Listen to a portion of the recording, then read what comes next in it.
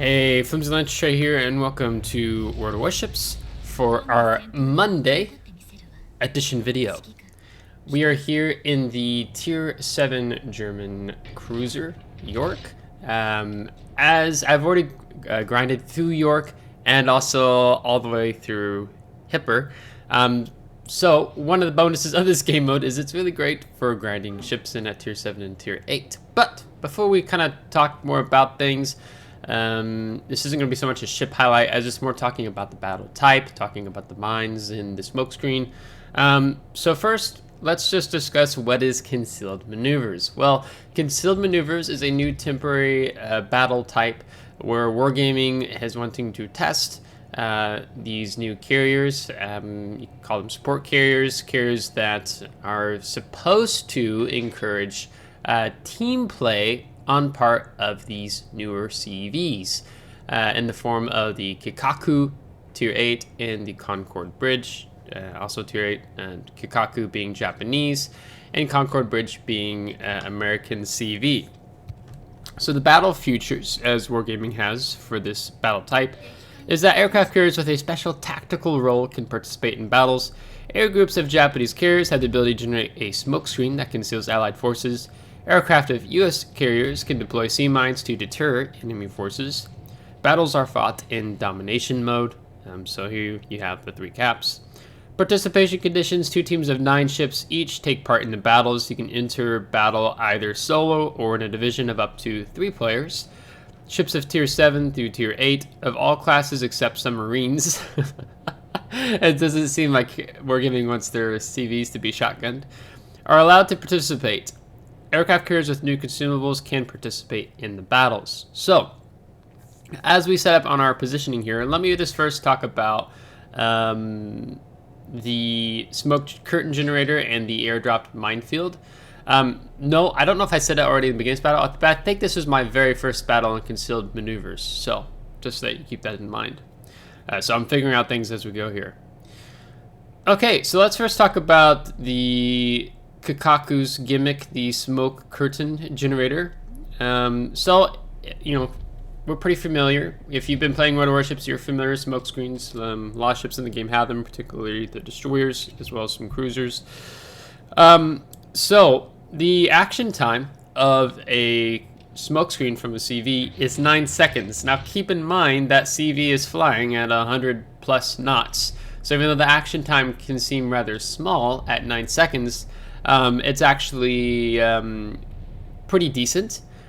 I would say kind of the downfall of the smokescreen dispersion time, which I'm going to be really interested if Wargaming decides to change this or not, is that it's 65 seconds is the smokescreen dispersion time. So it's not, it's not even a long-lasting smokescreen. It's not an American smokescreen. It's not even the Pan-Asian smokescreens that last more for like a minute and a half. Because I was noticing when I was playing that they seem to dissipate quite quickly. So they only last for 65 seconds. They have an action radius of 0.45 kilometers and a cooldown time of 2 minutes. And you get 4 of those consumables, at least stock, that I'm aware of. I don't know if there's actual skill you can take to increase your number of consumables on your ship. But that is Kikaku's gimmick. The Concorde Bridge, the airdropped minefield, this is the one that's getting the most attention, right? And we're going to talk about it here in Concealed Maneuvers in this video today. So this is kind of how they explain this. It's a consumable. Both of these things are consumables. I need to mention that. Set up a minefield in a designated area. Mines can deal significant damage and cause flooding when enemy ships come into contact with them. So for a mine to go off, you actually have to hit it. You can sail right beside it and not touch it. It won't go off. You have to come into contact with the mine, and how Wargaming has set this up. Now, the maximum mine damage is 4,533. So I'm kind of curious about that because I'm not actually sure if your armor or your, like, if you had torpedo belt protection, does that mitigate it? And then also needing to test it a little bit more and how destroyers interact. Does this destroyer actually take a full 4,533 when it runs into it? I don't think so. I think they mitigated the damage. This is something I need to check. And if you know, please inform in the comments, because This is just something I'm testing and beginning to figure out as I play this new temporary battle type.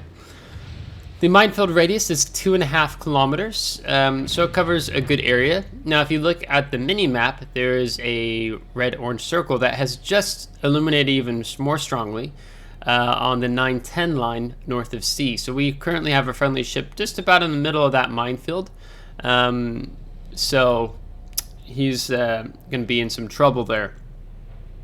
Consumable action time is 5 seconds, so you just fly over your area and designate where you want this the airdropped minefield to be dropped. Now, they have an activation time, this is something really important to note, of 40 seconds. So if a CV drops it right on you, you've got 40 seconds basically to get out of the minefield as the Concord Bridge takes out the Allende with mines. So you do want to do what you can to get out of the minefield before it activates, because if you do not, it's just going to be very difficult. You have to maneuver, be slow, and you are putting yourself at risk of taking damage, especially if you're in a battleship. The minefield duration time is 180 seconds. So that means that minefield on the 910 line is going to last for 3 minutes, unless all the mines were deactivated by anti-submarine warfare, whether it be airdrop depth charges or ship-based depth charges like we have here on the York. The cooldown time is 130 seconds before you can place your next minefield, and then if I add 40 seconds to that, that's the amount of time it's going to take place before that minefield becomes active, so 170 seconds. So you could have 2 minefields happening simultaneously that are both active for 10 seconds, if I read and understand this correctly. And you get 3 of these consumables, right? So you have to be mindful, if you're a CV player and you're playing this, of wanting to be mindful of your placement of the mines, right? Because you don't want to just end up spamming them and then you're out.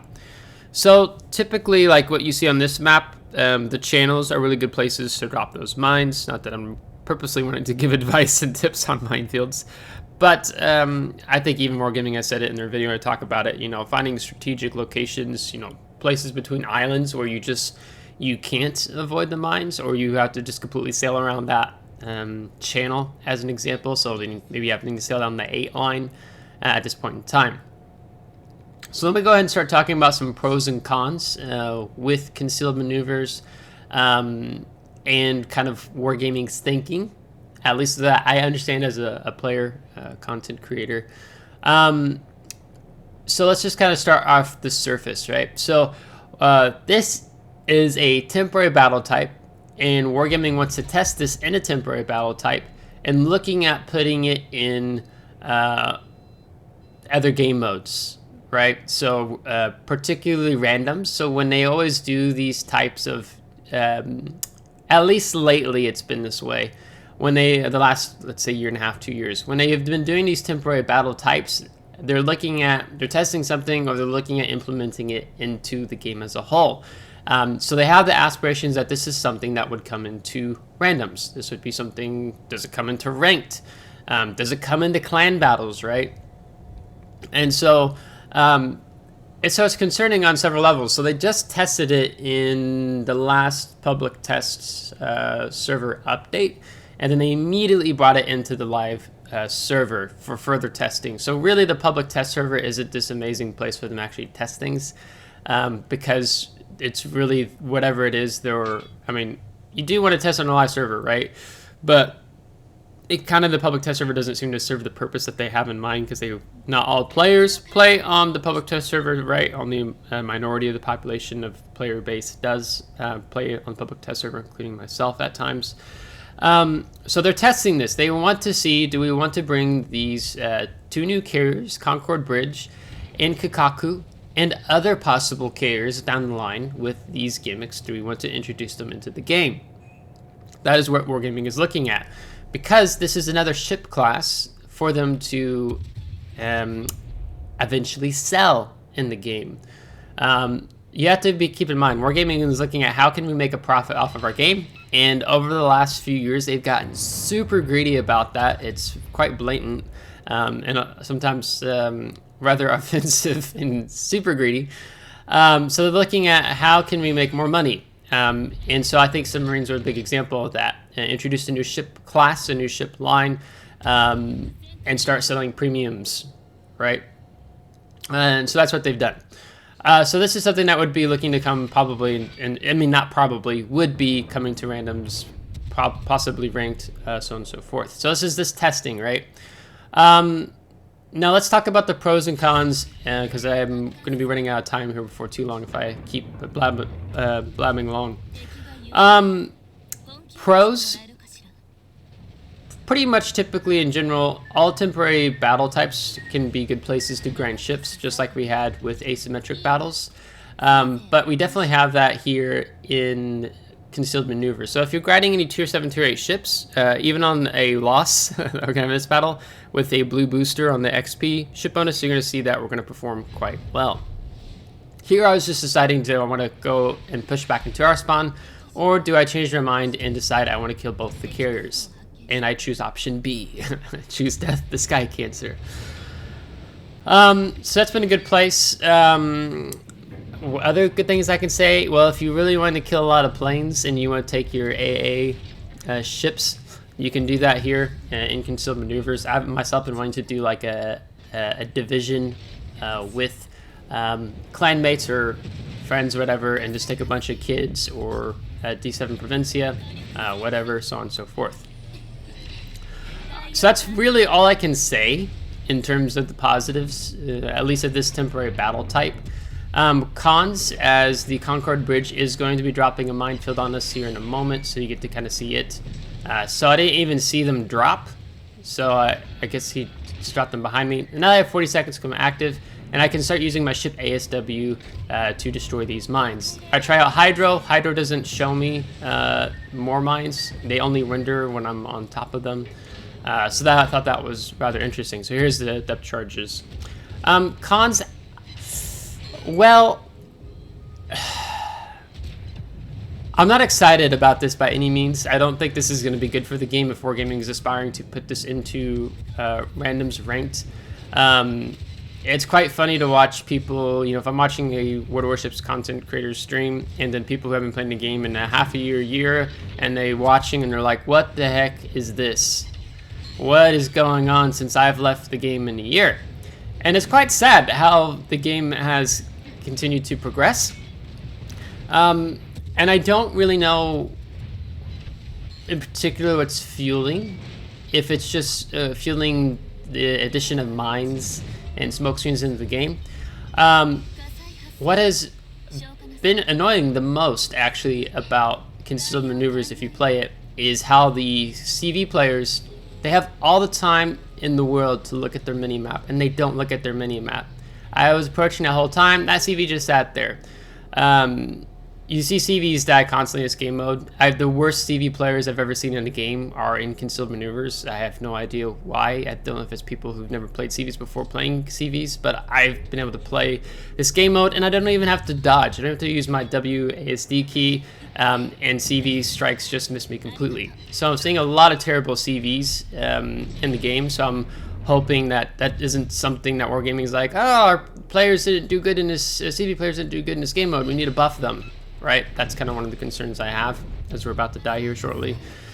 But one of the things that, what I don't like about the minefields and the smoke screens is, one of the major concerns I have is it's going to make the games last longer, right? So you have CVs who are dropping minefields in the way of battleships or pushes, right? So strategically, yeah, they're slowing them down, a nuisance, but, you know, when I play, most players in the game play battleships, right? So it's not really exciting for them to play in that regard. So we did destroy 34 mines, and we did 26,000 experience on the loss. You have CV players who, majority of them, so far in the game mode, use the minefields for themselves, use the smoke screen for themselves. So Wargaming is talking about this team dynamic play coming out of with the introduction of these new carrier types, when all I have seen is it promote more selfish play among the CV players. They use mines. Oh my gosh, they're coming this way. My flank has collapsed. I wasn't paying attention to my mini map. Now there's 3 enemy ships coming towards me. Help! they post in chat, whatever, and they should have moved 3 or 4 minutes ago, because that flank was clearly collapsing. But then they used the minefields to slow down the ships, of course, that are coming after them. They used the smoke screen on the carrier, on themselves, on their carrier, right? So I saw one use a smoke screen, and then he got in behind an island. So I have to see a lot of selfish play coming out of these CVs. So Wargaming's argument taking that, hey, we want to encourage team play. So we're going to do that with these 2 carriers. One can drop smoke screens, one can drop mines, to just make the battle more interesting. However they want to word that. But all I've seen is just more selfish play on parts of the CV players rather than team play. Now, I'm not saying that it goes for all the CV players I've seen in Concealed Maneuvers. There are some who are not playing selfishly, but majority, 75% and up, are playing for themselves in the game mode. Now, when it comes to the mines in particular, I've seen a lot of negativity in the community about the mines in particular. So that's really concerning. I have not seen anyone who is excited about mines. I've not seen anyone who says, yes, I want this in the game. I have personally not seen that. I do not see the silent majority that Wargaming keeps giving into and listening to, and how these ideas keep getting through and being introduced more and more and more to the game, especially when carriers still need to be worked further in terms of their spotting. When submarines are still in the broken state, to the extent that Wargaming is like, actually, we can't allow submarines in this game mode, right? And if you have a good submarine player, then they can do their worst to you, right? So I'm really curious, what are your thoughts on Concealed Maneuvers? What's your thoughts particularly on mines, possibly mines being introduced into the game? The smoke screen, I'm curious to know your thoughts on that as well, but more particularly about the mines.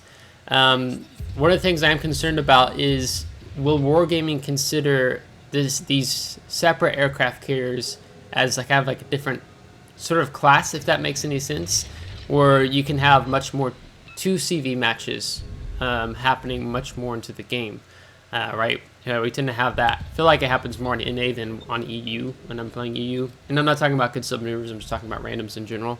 So I'm kind of wondering about that in particular.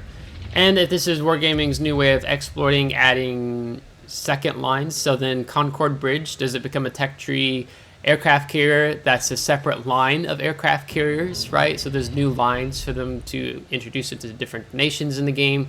There's new early access, more ways for Wargaming to be super greedy on getting money out of ships that you could just research for free if you wait 2 months to grind that tech tree line for free.